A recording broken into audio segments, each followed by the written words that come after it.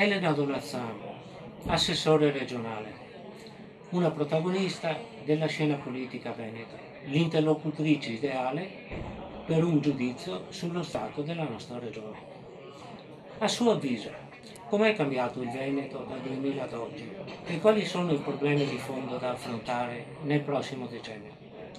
È un Veneto in grande cambiamento perché noi siamo passati dal minimo storico della disoccupazione nella nostra regione nel 2007 ad avere delle ripercussioni di quella crisi finanziaria internazionale che ha avuto una pesante ricaduta anche sulla nostra crisi economica. Allora come può affrontare il Veneto? Beh, partendo dalla sua tradizionale forza, che ha una grandissima identità, un'identità cristiana, un'identità fatta di senso del lavoro, del sacrificio, di senso dell'appartenenza, per guardare al futuro che è fatto e sarà fatto di grandi sfide, di grande formazione sulla risorsa umana.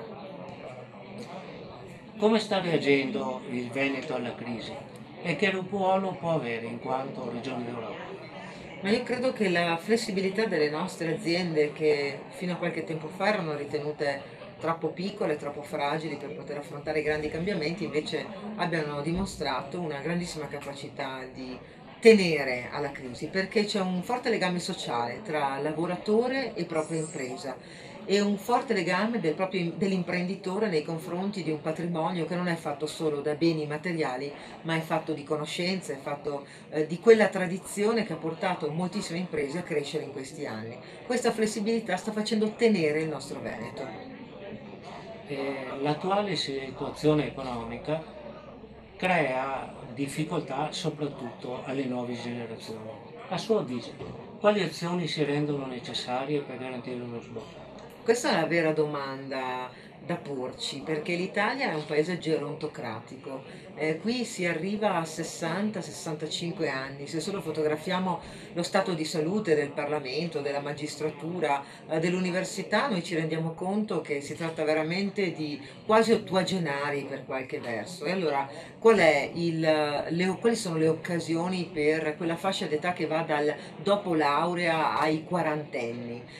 Qui c'è bisogno di trovare nuovi spazi, nuovi spocchi. Io credo che la sfida sia soprattutto generazionale. La nostra generazione, la mia generazione deve saper fare rete, deve saper darsi una mano vicendevolmente per trovare tutte le occasioni migliori per poter dimostrare quel che è. Quale ruolo può giocare la scuola in questo contesto? E in che misura può contribuire la riforma scolastica di imminente attuazione?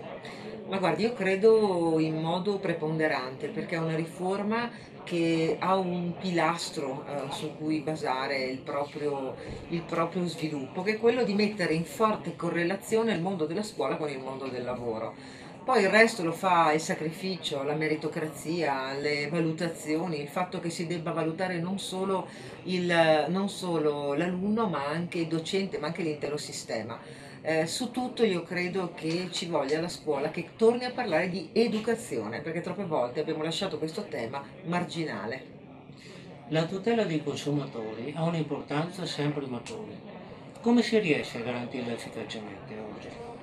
Con la corretta informazione, io credo, perché noi siamo subissati da tante informazioni, ma la pubblicità non sempre è corretta informazione. La nostra regione, che è stata la prima ad avere la delega della tutela del consumatore, ha basato la propria azione politica sul riscontrare, verificare la informazione istituzionale. Noi abbiamo usato uno slogan molto semplice: il consumatore è libero solo quando è informato. Gli interventi della protezione civile sono sempre più frequenti. Come si è attrezzato il Veneto? Beh, sono stati anni di forte organizzazione. Noi abbiamo un patrimonio umano che è una tipologia, ecco, di umanità che è fatta di senso del sacrificio, di senso del dovere, di forte appartenenza. Ecco, sono le brave persone che vestono la divisa di protezione civile, ma non era sufficiente avere questo buon sentimento. C'era bisogno e c'è bisogno di grande organizzazione, di dotazione di mezzi, di costruzione di sedi, e in questi anni noi abbiamo potenziato il sistema di protezione civile per renderlo sempre più efficace, formato e operativo. Grazie. Grazie a voi.